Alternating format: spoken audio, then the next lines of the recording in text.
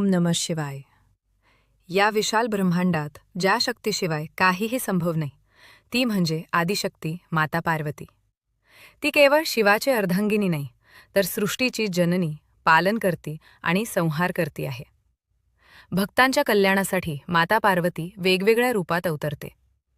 या दिव्य रूपांनाच माता पार्वतीची अष्टरूपे असे म्हटले जाते.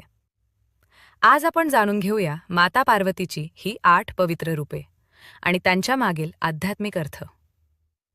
पहिले रूप. उमा हे तपस्या, संयम आणि श्रद्धेचे प्रतीक आहे.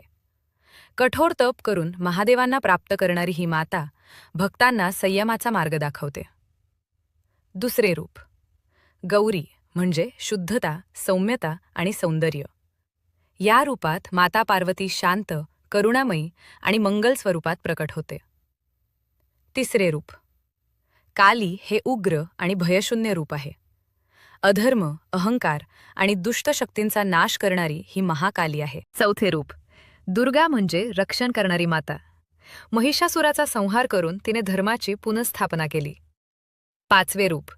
चंडिका हे पराक्रम आणि युद्धाचे रूप आहे. जेव्हा अधर्म वाढतो तेव्हा माता चंडिका रूप धारण करते. सहावे रूप. अंबिका म्हणजे वात्सल्याची मूर्ती. भक्तांच्या दुःखात सामील होणारी आणि आधार देणारी माता. सातवे रूप. भवानी म्हणजे जीवनशक्ती, जी आत्मविश्वास, ऊर्जा आणि नवजीवन प्रदान करते. आठवे रूप. महेश्वरी हे ज्ञान, वैराग्य आणि शिवतत्वाशी एकरूप असलेले रूप आहे.